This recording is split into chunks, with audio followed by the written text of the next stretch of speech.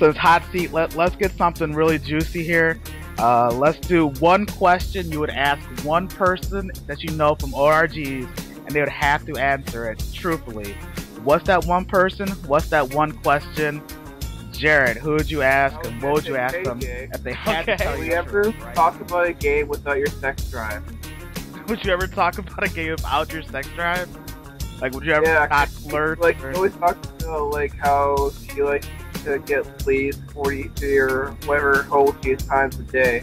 And I've heard her do this every game. It gets a little disturbing after a while. I understand that one. Alright, let's go with Sherry. One person, one question. They have to tell you the truth. Who are you asking, and what are you asking them?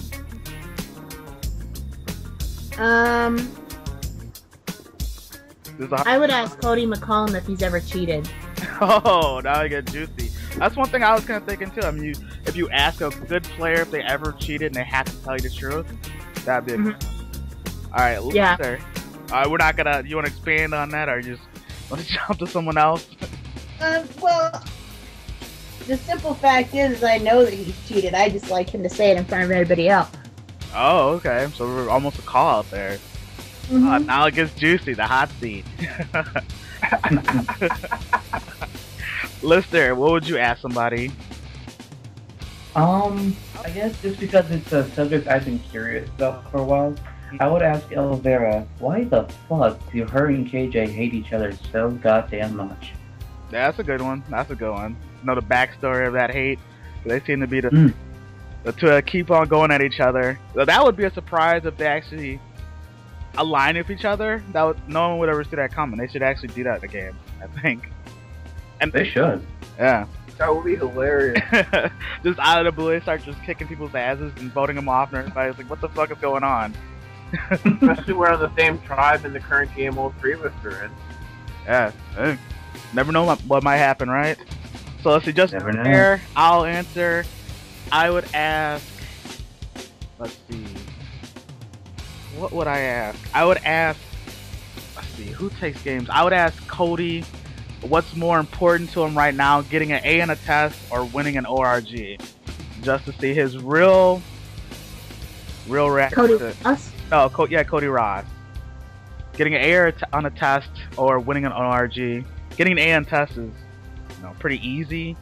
It can happen at any time. Or would he just sacrifice that and rather win an ORG, which could be considered more strenuous, mentally challenging sometimes?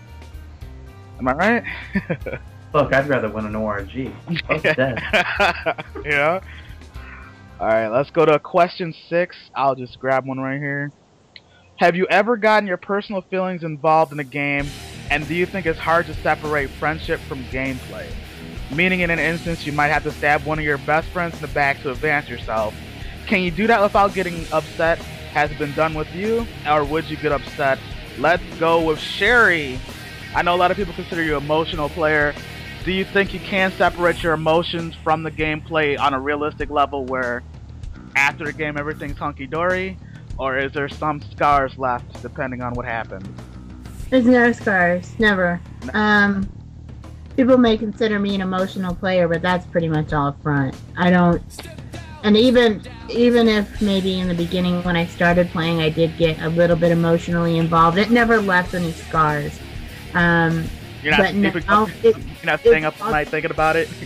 No, I never stayed up all night thinking about it. But now it's all just front. It's because if people think I'm an emotional player, then they're getting their emotions involved. Would I be able to backstab a best friend to get to the end? I've done it before. In one of the very first games I ever played, I backstabbed Dave Ross. Oh, Sherry, letting her cutthroat secrets come out from the past. Him and I were pretty good friends back then in the day, and to get to Final 2 and to try and win the game, I backstabbed him, and unfortunately there was too many bitter people and I lost the game. That's usually what happens when I do that, is there's too many bitter people on the jury and I lose. That's funny. That's funny you mentioned that because, me and Holly are really good friends, and we go into games knowing that one of us is gonna backstab the other, and you know, there's no hard feelings about that at all, but just how we are. So let's ask Lister, have you ever backstabbed a friend? Would you backstab a friend? Have you ever been backstabbed, and do you get emotional because of that? Thus far, I haven't backstabbed a friend exactly. I mean, I've had people who I worked with that I was backstabbing, but I didn't really know them too well. But Right. I think it was depending on who it was and like how close I was with them. I think it would be tough for me. But if I felt that I truly needed to do it to get to the end and win, I think I would be able to do it. And I wouldn't get like too emotional about it, but I'll definitely be rethinking about it the whole time. Like, should I do it? Should I not? Oh my God, this is going to screw up everything. But well, let's say it like this. Let's say it's like let's just say it's your best friend in the world, whoever that may be. They come online, play ORGs. You're in the final 3. You have somebody you know you can beat in the final 2 with you, but you and your best friend made this pact to get to the final 2. And you won the final challenge at Survivor. You get to eliminate either your best friend, make yourself a winner, or you eliminate the person that's, you know, never gonna get a vote. What do you do? Well, when we're looking at it that way, and considering who my best friend would be, fuck yeah, I'd vote his ass to hell, and he'd probably laugh about it afterwards, and I'd still get his vote at the end. Right. All right, Jarrett, what do you think? The biggest backstab I've done, and me and Sean Pratton have gotten really close, is when I was playing in Survivor Aruba with him. I had to backstab him at Final 6. I think I remember reading something like you idled him out of the game. He was telling me or something. No, I won immunity, and I had to vote him out. It was my only chance to beat him in the game. Right. Because he kept saying, oh, I was going to be in the final 2 with him, I have all the votes, but I knew he had so many alliances, but I had to take him out because I set up the blind side. And, like, it's still the biggest blind side to him to this day. Did he get emotional? Even though we're best, it got pretty hectic. Okay. So he took that like, kind of personally. He took it really personal, and I'm like, I'm sorry, dude. Like, I wrote like a 300-word paragraph to fix it. And I got his jury vote, even though I lost to Michael May. When I get backstabbed, I mean, it all initially kind of pisses me off, but I mean, you take it as a game. You're playing chess with somebody. You're not gonna cry tears because admit, I got backed up by Jen Novensky. She was supposed to be my final 2 partner at like Final 4 in Brandon's last game for Survivor Texas, Iowa. Yeah. Were you? Did you get over it? Yeah, I did, eventually. That's fault to vote her to win. There you go. At least you're man enough to vote her to win if she deserved it. Yeah. So, that's good. Got 3 more, so let's see if we can get some more juiciness out of this. Here's a softball one, and I'll think of a really good one. If you had to coach someone who was brand new to ORGs and didn't know a thing about them, what is one piece of advice you would give them to be successful? Let's start with Jared. One piece of advice you would give a new player if you had to coach them. Don't be a fucking moron. Don't be a moron? Alright, that's always good advice. Lister, one piece of advice you would give somebody who is brand new.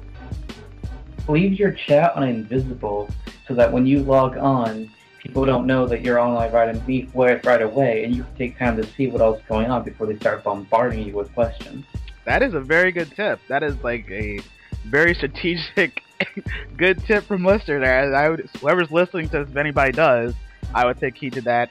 Sherry, what is one piece of advice you'd give out? Not to take the whole thing too seriously. Not to, you know, go with the flow. I just did Survivor Facebook, and I pretty much played with the majority of them have never played before, and I was one of the only ones who had experience in the game. And I told them all, just don't let it get to you personally. You know, it's just a game. Okay, good advice, good advice. And my advice to somebody playing would be to talk to as many people as you can.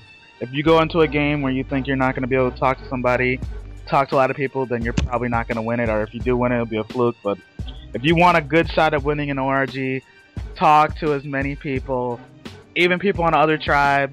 say hi to them, get to know them, talk to as many people as possible. It sounds easy, but it can be very hard and very taxing because you don't want to hear how someone's day went and they're spilling 2 hours to you, but it does help to get to know them and gain their trust. So that is my advice to the youngins who just joined.